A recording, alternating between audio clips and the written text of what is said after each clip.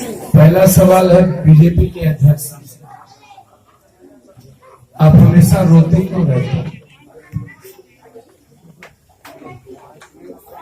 पल में मासा कहावत नहीं। शराब का सबसे बड़ा माफिया गुप्ता, अंकित गुप्ता। कौन गुप्ता? विजय गुप्ता, उनके साथ हो गया। कौन नहीं जानता है कि विजय गुप्ता सबसे बड़ा माफिया है शराब, और आज आप उसको साथ लेकर के विजय गुप्ता को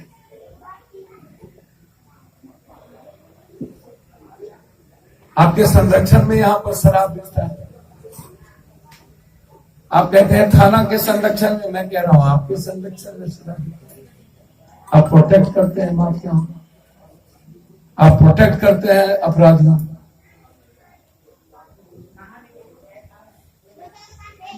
सरकार आपकी डबल इंजन की सरकार, देश के प्रधानमंत्री नरेंद्र मोदी जी, जदयू से ज्यादा मंत्री आपके, मालाधार मंत्री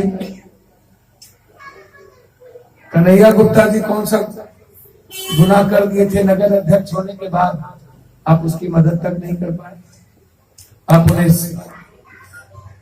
मेडिकल कॉलेज में मदद नहीं कर पाए। कई लोगों की शहर में मौत हुई कोरोना के समय, अगले कोरोना में आप एक बार नहीं गए। कन्हैया गुप्ता की मौत के बाद आप उनके यहाँ नहीं पहुंचे। पप्पू यादव को 50,000 रुपया या लाख रुपये मदद करनी पड़ी।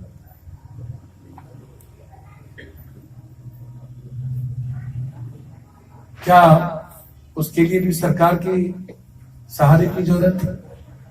एक एमपी के पास इतने पैसे नहीं होते हैं कि आप, जो कन्हैया गुप्ता का परिवार कंप्लीट रूप से आश्रित था उन पे, क्या आप उस परिवार को जो बीजेपी के लिए अपनी जिंदगी दे दी, उसको आप 2 लाख 4 लाख 5 लाख रुपये मदद नहीं कर सकते? जब आप 5 स्टार होटल वाला ऑफिस बना सकते हैं, हमेशा विधवा मिला, हमेशा विधवा मिला। मोदी जी कुछ कहेंगे, प्रदेश अध्यक्ष कुछ बोलेंगे, भोर में भैया सामने सही है, चित भी मेरी पट भी मेरी।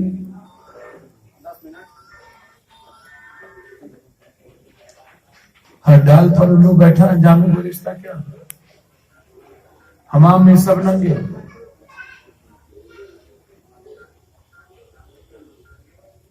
पहले अपना आचरण तो बदलिए। जमीन माफिया शराब माफियाओं को लेके चलना तो बंद करिए। बाद में आपको फुर्सत नहीं मिलती है बघा जाने की, बेतिया जाने की, नौतन जाने की। बेतिया और बघा से ज्यादा गरीब प्रदेश कोई है, जिला है? आप निकाल दीजिए बघा और बेतिया को, नेपाल भेज दीजिए।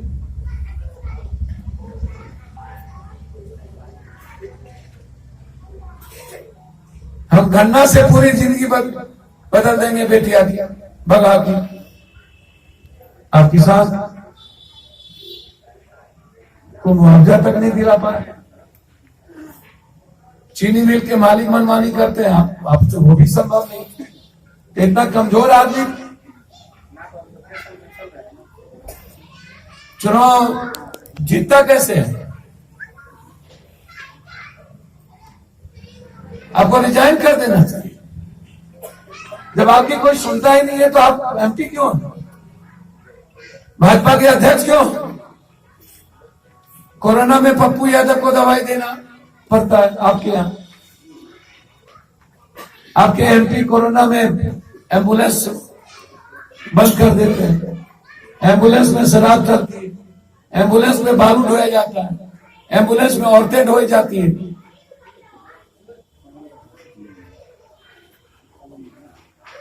और फिर सारा आरोप आप पप्पू यादव पर लगा देते हैं। सैया भेल कोतवाल तो अवगत काहे का, पूरा देश आप लग जाते हैं मेरे पीछे।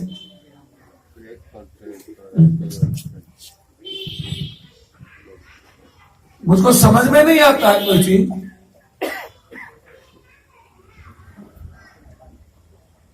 हम जानना चाहते हैं भाजपा के अध्यक्ष जी से, पटना के अस्पताल और बिहार के अस्पताल में कितने एमएलए एमपी मंत्री संतरियों का पैसा लगा हुआ है। कोरोना में आप 7 लाख 12 लाख 13 लाख रुपया देते थे। पप्पू यादव को आईपैक मिल जाता था, सिलेंडर मिल जाता था, ऑक्सीजन मिल जाता था, वेंटिलेटर मिल जाता था, रेमडेसिविर मिल जाता था। आपको क्यों नहीं मिला? आप डॉक्टर हैं, क्यों अभी तक कार्रवाई नहीं हुई? और हम मांग करते हैं मुख्यमंत्री जी से, पटना से लेकर बिहार में किस किस के अस्पताल में नेताओं का पैसा लगा हुआ है, मंत्री संतरी का, उसकी जांच हो।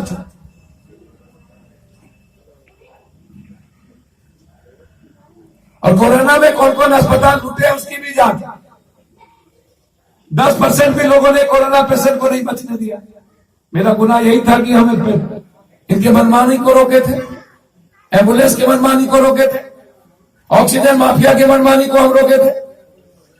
आप तो निकले नहीं, बाढ़ में निकले नहीं, कोरोना में निकले नहीं, डेंगू में निकले नहीं, चिमकी में निकले नहीं, शेल्टर हाउस में निकले नहीं, पटना बाढ़ में निकले नहीं। पटना बाढ़ में आपके नेता को खाना पहुंचाना पड़ा पप्पू यादव। अगले कोरोना में हर घर पहुंचना पड़ा, हर दिन शमशानों में हमें जाना पड़ा। और अब शराब, कई दिन घटना की बीत गई, आप रोना रो रहे। आप विधानसभा की बैठक बुलाई, पक्ष और विपक्ष, जिस वक्त ये कानून बना था उस वक्त लालू यादव और नीतीश कुमार दोनों एक थे, तब आप रोना क्यों नहीं रो रहे थे? और जब ये कानून बन रहा था तो उस वक्त विधायक पालिका और कार्यपालिका की अकाउंटेबिलिटी तय क्यों नहीं की गई? जहरीले शराब गांव में बनते हैं, वो गरीबों का गांव होता है, दलितों का गांव होता है, निषाद का गांव होता है, मल्लाह का गांव होता है, आदिवासियों का गांव होता है। तो हम जानना चाहेंगे, ए भैया चुप रहिए ना, हम जानना चाहेंगे कि गांव में शराब बनेंगे, भट्टी तैयार होगी, थानेदार को पता नहीं होगा, चौकीदार को पता नहीं होगा, दफेदार को पता नहीं होगा, एमएलए को पता नहीं होगा, इंस्पेक्टर को पता नहीं होगा, मुखिया जी को पता नहीं होगा, जिला परिषद को पता नहीं होगा, वार्ड सदस्य को पता नहीं होगा, सरपंच को पता नहीं होगा। जब आप कार्यपालिका, जब आम आदमी को आप जेल भेजते हैं, 6 लाख आदमी को सिर्फ दारू पीने थे, एक तो आप 80 रुपया 60 रुपया का दारू, 100 रुपया का दारू 800 700 600 रुपया में बेचते हैं। हमारा ही पैसा आप नेपाल, यूपी, पंजाब, हरियाणा, चंडीगढ़, बंगाल और झारखंड भेज देते हैं। हमारी जीडीपी घट गई, हमारा बजट का पैसा गायब हो गया, बिहार के जनता का पैसा डेवलपमेंट में बंद हो गई। हमारे ही पैसे से आप माफिया और अपराधियों को मजबूत करते हैं और एक तरफ बंद भी करते हैं, एक तरफ मरता भी है, मेंटल टॉर्चर भी करते हैं, आर्थिक टॉर्चर भी करते हैं, पारिवारिक टॉर्चर भी करते हैं, और उसके बाद हमारी जिंदगी को कैद खाने में डाल भी देते हैं। क्या आपने पॉलिसी बनाई थी क्या?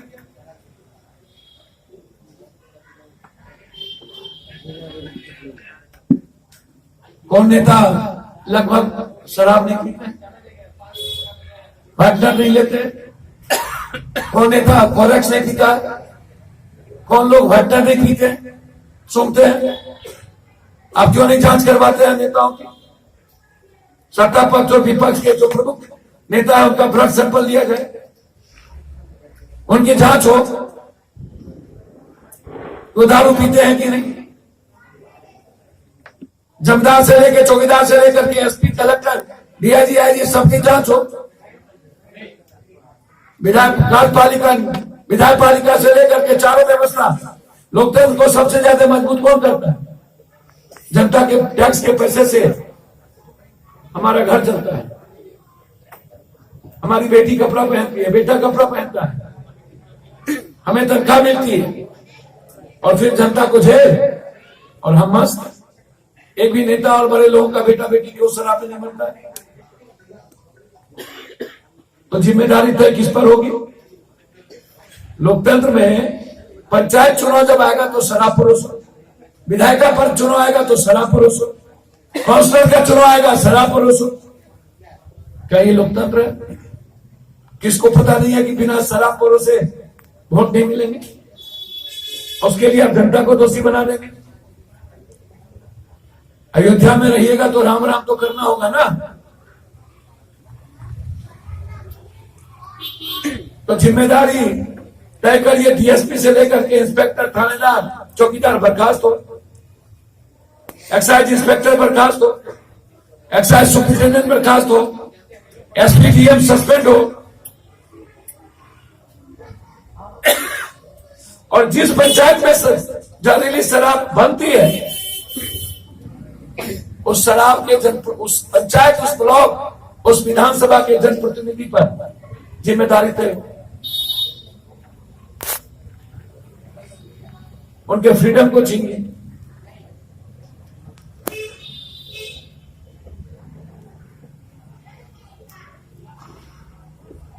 जेल भेजने से अच्छा है जो लोग शराब पीते हैं उनको सरकारी सुविधा से वंचित कर दिया। कोई भी बैंक से लेकर के, बिजली से लेकर, पानी से लेकर कोई सुविधा ना मिले। और जो लोग जनप्रतिनिधि होने के बाद शराब बेच पाते हैं उसको बर्खास्त कर दिया। और ऐसे लोग, जो लोग शराब को परोसते हैं, उसको चुनाव लड़ने से वंचित किया गया। मेरा मांग है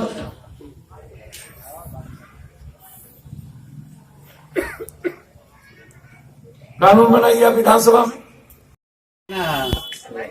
सारा दुनिया एक तरफ है, नाम नहीं है एक तरफ, इसलिए हम लोग का बहुत है। प्रभु जी राजद के युवा मोर्चा के सदस्य सचिव है, भी आया है। मुकेश भाई, मेरे मित्र शिक्षक है मुकेश गुप्ता।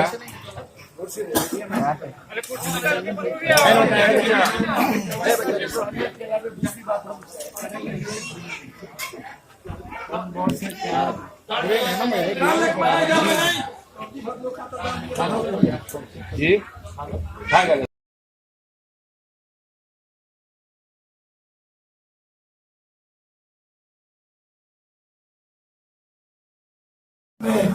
बलात्कार के केसेस बढ़ गए, थानेदार के द्वारा धमकाया जाता है, जेल भेज दिया जाता है, माफियाओं के द्वारा मरवाया जाता है।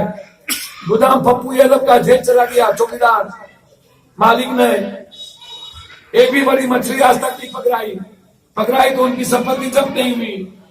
थानेदार सस्पेंड होंगे, 1 साल के बाद करोड़ों रुपया कमाएंगे, सस्पेंड होने के बाद 10 लाख रुपया देंगे, 1 महीने के बाद दूसरा थाना चले जाएगा। तो आप पॉलिसी चेंज करिए ना। पूरा देश शराब बिक रहा है, तो क्या बिहार देश से बाहर है? क्या सत्ता पक्ष और विपक्ष के विधायक और नेताओं की फैक्ट्री शराब में नहीं है? क्या ये नेता शराब का धंधा नहीं करते हैं? बताएंगे विपक्ष के इनके विधायक धंधा नहीं करते हैं? गोपालगंज में बाप का भी घर, माए का भी घर गायब। सीवान में पप्पू यादव पैसा दो। अगली बार गोपालगंज में हमारे पप्पू यादव पहुंचे, मुजफ्फरपुर में पप्पू यादव, कुशेश्वर स्थान जाने के लिए इसके पास रास्ते थे, लेकिन सीवान और मुजफ्फरपुर जाने के लिए रास्ते नहीं थे, तारापुर जाने के रास्ते थे। चुनाव खत्म, बिहार खत्म, चुनाव खत्म, पब्लिक खत्म, पूरा कुनबा बिहार से बाहर, कोई फौज भाव, कोई सत्ता पक्ष घर में, सब मजे ले रहे। जनता बाहर में जाए, जिम्मेदारी पीठ झाड़ देना है, हम प्रदेश अध्यक्ष है, भगवा कर लेंगे। ये बहादुरी नहीं है जसपाल जी। ये कमजोर और कायर आदमी इस तरह की बात करते हैं, और कमजोर और कायर आदमी को एक दिन भी नहीं रहना चाहिए। यदि आपको लगता हो कि शराब बिहार में नहीं रुक सकती है, जहरीली शराब नहीं बंद होगी, सरकार कहती है कि हम एक्सीडेंट, रोड एक्सीडेंट कम हुआ, सरकार ये नहीं कहती 6 लाख जेल भेज दिया, पैसे वकील और थाने को गया। सरकार ये नहीं कहती है कि 1 साल में कितने मरे, सरकार ये नहीं कहती है बलात्कार का केस का क्या हुआ, सरकार ये नहीं कहती है कि शराब में पैसा कितने गायब हो गए। हम जितना कमाते हैं 3 गुना देते हैं।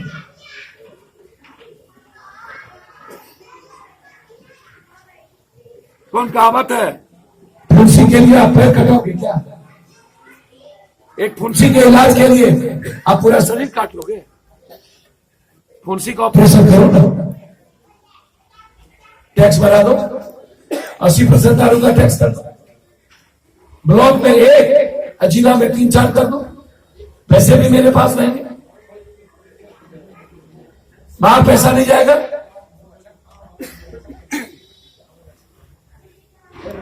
आप ये भी नहीं कर सकते हो तो पूरे भारत का दारू बंद कर दो। आपके यहाँ नेशनल इंटरनेशनल लोग आते हैं,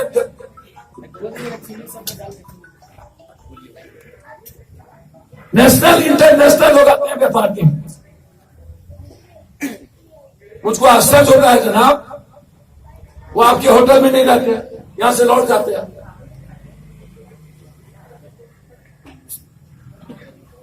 इसीलिए सरकार जिम्मेदारी तय करे, पहले विधायक का, जनप्रतिनिधि हो, तब कार्यपालिका,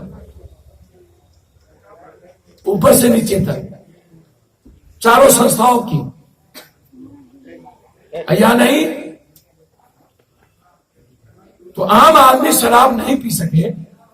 इसके लिए आपको इंग्लिश शराब के पहले आपको देसी शराब पर कंप्लीट पागल होना पड़ेगा।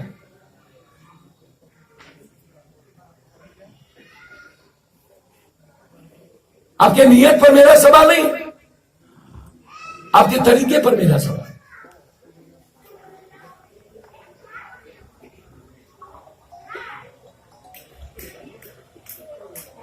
एक तरफ आप राजकीय सम्मान के साथ एएसआई का, और दूसरी तरफ आप सारे बच्चों को आप जेल में डाल दिए, घर बंद कर दिए, घरों में घर बाहर सोती है बच्ची, छोटी छोटी बेटियां,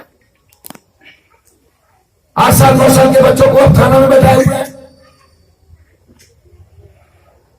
सैया फिर बुधवार तो डर का आएगा,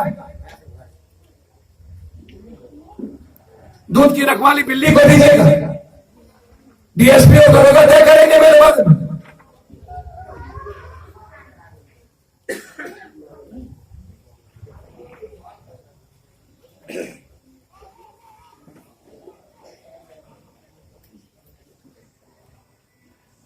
एक तरफ हम मर भी गए, एक तरफ हमको जेल में भी ठूस दी। बच्ची की शादी नहीं हो पाती, 4-4, 5-5, 6-6 बच्ची भी घर में पड़ी पड़ी हुई है, बाप चले गए, भाई नहीं है। जो बड़ी बच्ची जिस परिवार में हमारी पार्टी ने तय किया कि सारी बच्ची की शादी हमारी पार्टी करेगी, और हर परिवार को 15 से 20 हजार रुपया हमारी पार्टी ने दिया ताकि रोजगार कर सके, अंडा का या सब्जी का। लड़ाई लड़ेंगे हम। देसी शराब इंसानियत के लिए खतरा है, आम आदमी के लिए। ये कोरेक्स, ये वाइटनर, और सब में ये नेता भाई आज गए थे, भाग आए, गाड़ियों पर सब माफियाओं को बैठा के रखेंगे। नीतीश जी,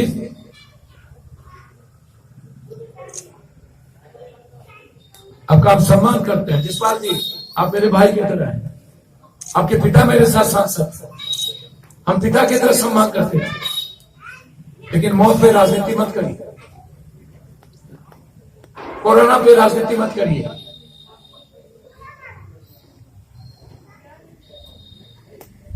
सनकी कर देने से जिम्मेदारी खत्म नहीं होगी। जाइए ननिहाल और दतियाल में जाके देखिए क्या हाल है। भैया दूज मनाएंगे, और जिसके घर में बाप और भाई मर गया उसकी बहन की क्या होगी? छठ मनाइए ना।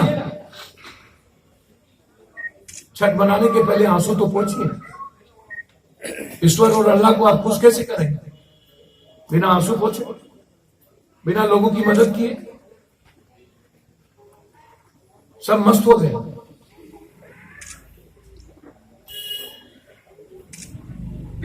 इसलिए सरकार सबकी राय ले, विधानसभा बुलाए, अविलंब कानून बनाए, और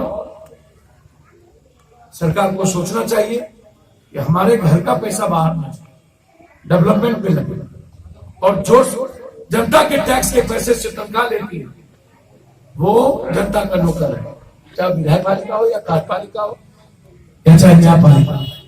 हम सेवक हैं, हम नौकर हैं, हम मालिक नहीं हैं। इसलिए हमारी जिम्मेदारी है, हम जनता को गाली नहीं दे सकते। जनता तो गरीब है, जनता बेरोजगार है, जनता का पलायन हो चुका है, जनता गोली खाती है, जनता लात खाती है, जनता बात सुनती है, जनता के जेब में पैसे नहीं है, ताश खेलते हैं, बाकी बैठे रहते हैं। स्कूल सुनते, हेल्थ सुनते, महंगाई चरम पे, कुछ नहीं है। सारा दुनिया एक तरफ है, नाम नहीं है एक तरफ, इसलिए हम लोग का बहुत है। प्रभु जी राजद के युवा मोर्चा के प्रदेश के सचिव है, भी आया है। मुकेश भाई, मेरे मित्र शिक्षक है मुकेश गुप्ता।